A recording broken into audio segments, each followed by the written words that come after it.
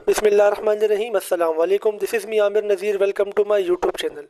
आज हम ADC part 2 Urdu के गेस्ट पेपर की बात करेंगे और आज की इस वीडियो में मैं आपको उर्दू का मैं पैटर्न भी बताऊंगा, पेपर किस तरीके से आता है, और उसके अलावा मैं आपको इम्पोर्टेंट क्वेश्चंस भी बताऊंगा जो कि आपने याद करने हैं। तो हमारे इस चैनल को सब्सक्राइब कर लें और बेल आइकन को भी प्रेस कर दें ताकि आपको हमारे आने वाली तमाम वीडियोज़ का नोटिफिकेशन मिल सके। तो हमारे इस चैनल पे आपको तमाम गेस्ट पेपर्स मिल जाएंगे। काफ़ी गेस्ट पेपर्स मैं अपलोड कर चुका हूँ। एडीसी पार्ट 1 के all subjects and ADC part 2 के भी ऑल सब्जेक्ट्स से गेस्ट पेपर हमारे इस चैनल पे अवेलेबल हैं। तो अगर आप हमारे इन तमाम गेस्ट पेपर्स को देखना चाहते हैं, डाउनलोड करना चाहते हैं, तो हमारे इसी वीडियो की डिस्क्रिप्शन में तमाम गेस्ट पेपर्स के लिंक मौजूद हैं। इसके अलावा आपको स्क्रीन पर भी नज़र आ रहा है, आप हमारे चैनल को विज़िट कर सकते हैं और इन्हें डाउनलोड भी कर सकते हैं। तो स्टूडेंट्स, अपने गेस्ट पेपर की तरफ चलते हैं। तो हमारा जो गेस्ट पेपर है उर्दू का, पहले मैं आपको पेपर पैटर्न बता देता हूँ कि आपका 100 मार्क्स का पेपर आता है उर्दू का, ADC part 2, ADA part 2, ADS part 2।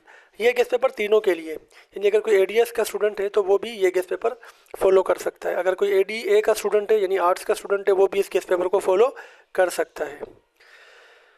तो इसमें हमारे जो क्वेश्चन आते हैं, क्वेश्चन नंबर 1 ये पैराग्राफ की तशरीह आती है 15 नंबर की। क्वेश्चन नंबर 2 आपका खुलासा आता है। क्वेश्चन नंबर 3 अशार की तशरीह, और उसमें आपके 2 क्वेश्चन होते हैं, अशार की तशरीह होती है और साथ में मरकज़ी ख्याल होता है। और इसके अलावा क्वेश्चन नंबर 4 में नसर निगार की खसूसियात होती हैं। क्वेश्चन नंबर 5 में शायराना खसूसियात होती हैं। और क्वेश्चन नंबर 6 में आपका 20 नंबर का मजमून आता है, यानी ऐसे आता है। अगर हम क्वेश्चन नंबर 1 की बात करें तो उसमें आपको 2 पैराग्राफ गिवन होते हैं, यानी आपको 2 पैराग्राफ दिए गए होते हैं और आपने दोनों में से किसी एक पैराग्राफ की तशरीह करनी होती है, यानी अपने अल्फाज में उसे लिखना होता है। यहाँ पर तकरीबन 7 सब चैप्टर्स हैं, 7 चैप्टर्स हैं जो कि आपको नज़र आ रहे हैं। आपने सिर्फ उन चैप्टर्स के पैराग्राफ की तशरीह याद करनी है जो मैंने यहाँ पे टिक किए हुए हैं, यानी शेर दूसरे दरवेश की, बंदर की तकरीर दिलखराश, कौमी तालीम, कौमी हमदर्दी और बाहमी इत्तेफाक, और मीनार पाकिस्तान। इसमें आप मीनार पाकिस्तान को भी स्किप कर सकते हैं। आप अगर नंबर 1, नंबर 2 और नंबर 4 ये 4 चैप्टर्स के पैराग्राफ की तशरीह को समझ लें, याद कर लें, तो आपका पेपर ये क्वेश्चन आपका हो जाएगा। अब सवाल ये कि कहाँ से याद करें। देखिए, 2 ऑप्शन है। नंबर 1, आप किसी भी राइटर की गाइड बुक उर्दू की ले लें, पेटी वाला की ले लें या किसी भी राइटर की ले लें। सेकेंड ऑप्शन ये है कि आप पास पेपर जो किसी भी ऐसा या पास पेपर सॉल्व ले लें या किसी भी सेंटर के नोट्स ले लें, इसका कोई इशू नहीं है, आप कहीं से भी इसको याद कर सकते हैं। याद करना क्या होता है, आपको अपनी वर्डिंग में लिखना होता है। इसको करने का तरीका ये होता है कि आपको हवाले सबक देना होता है, हवाले मुसन्निफ़ देना होता है और तशरीह करनी होती है।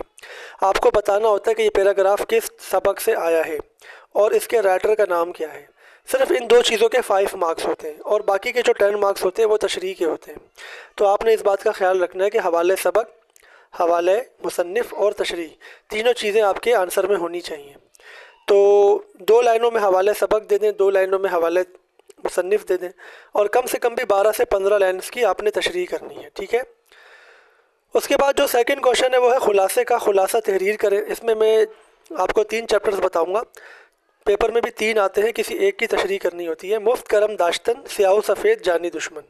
अगर आप ये 3 खुलासे याद कर लेते हैं तो आपका ये आराम से सवाल हो जाता है। इसमें आपको हवाले मुसन्निफ़ देना पड़ेगा, 2 नंबर का हवाले मुसन्निफ़ होगा और बाकी आपको खुलासा लिखना पड़ेगा। खुलासा आपका कम से कम भी 1.5 पेजेस का होना चाहिए, यानी कम से कम भी 30 से 40 लाइन्स के दरमियान होना चाहिए। उसके बाद क्वेश्चन नंबर 3 है अशार की तशरीह करें। अशार की तशरीह में आपके बुक्स में, अगर जो भी बुक आप यूज़ कर रहे हैं गाइड बुक, उसमें गज़लें होंगी। मीर तकी मीर, ख्वाजा मीर दर्द, आतिश, ये सारे शायर हैं ना। आपने क्या करना है, सिर्फ 3 शायरों की गज़लें देखनी है, मीर तकी मीर, ख्वाजा मीर दर्द और मिर्ज़ा गालिब। हर गज़ल में 4 से 5 शेर होते हैं और उसमें भी जो आखिरी शेर होता है जिसमें शायर अपना तखल्लुस इस्तेमाल करता है वो आपने याद नहीं करना। उसके अलावा जो अशार होंगे जिसमें जिसमें शायर अपना तखल्लुस इस्तेमाल नहीं कर रहा, उसकी आपने तशरीह याद करनी है। और शेर, कौन सा शेर किस शायर का है, इसका बहुत आसान तरीका होता है कि जो शेर का आखिरी जो लफ्ज़ होता है वो सेम होता है, ठीक है ना। हर एक गज़ल के अंदर अगर 5 शेर है तो हर शेर का आखिरी जो लफ्ज़ होता है या आखिरी जो दो अल्फाज होते हैं वो सेम होते हैं, ठीक है ना।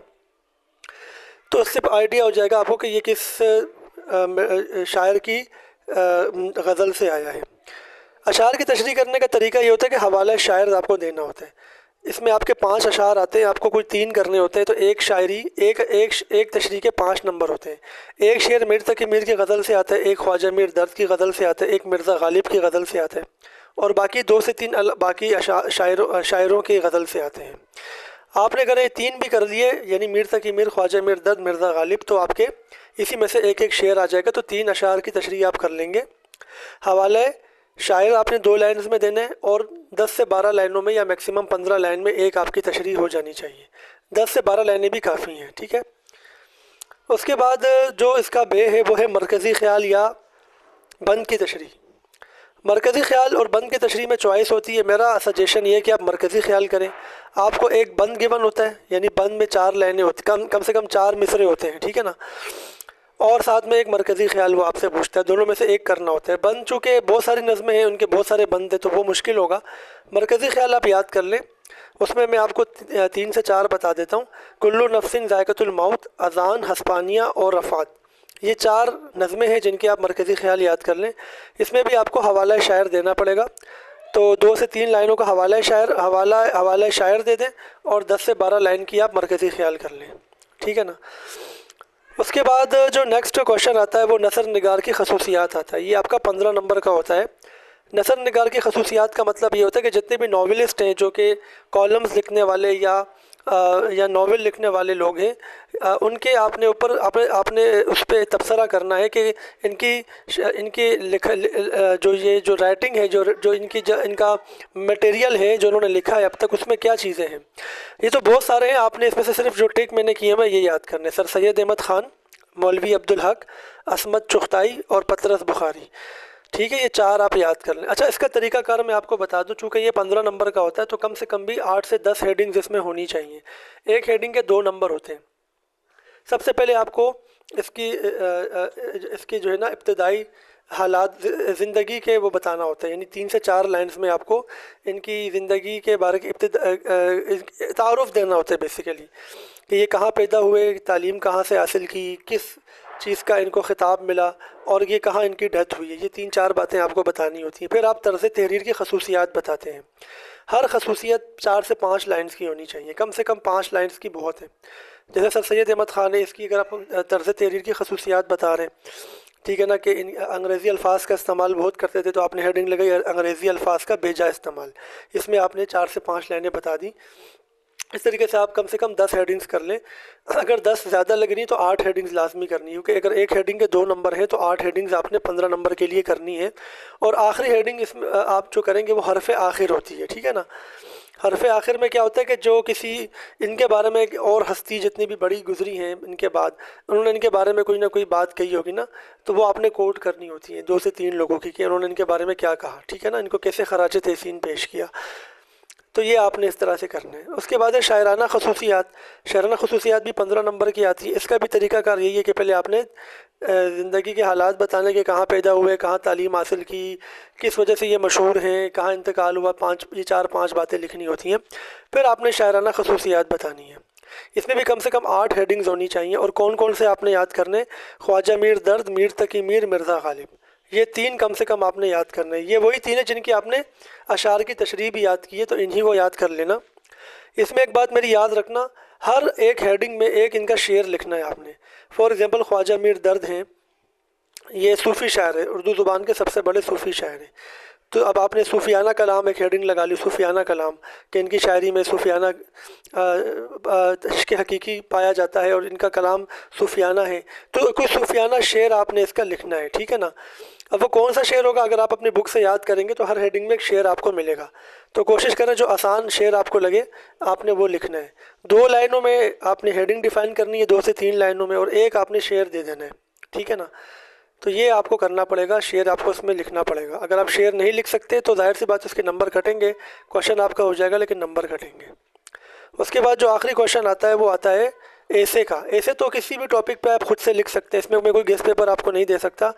یہ ہو سکتا ہے کہ آپ پاس پیپر سے دیکھ لیں کہ کون کون سے امپورٹنٹ، کون کون سے بار بار ریپیٹ ہوئے ہیں، جیسے اردو زبان کا کیا کردار ہے، مارکیٹنگ کی کیا امپورٹنس ہے، ٹھیک ہے نا، معیشت پر کیا اثرات ہیں امن و امان کے، یعنی جو یہ چیزیں آپ نے خود ہی مطلب یہ کرنی ہے، ٹھیک ہے نا۔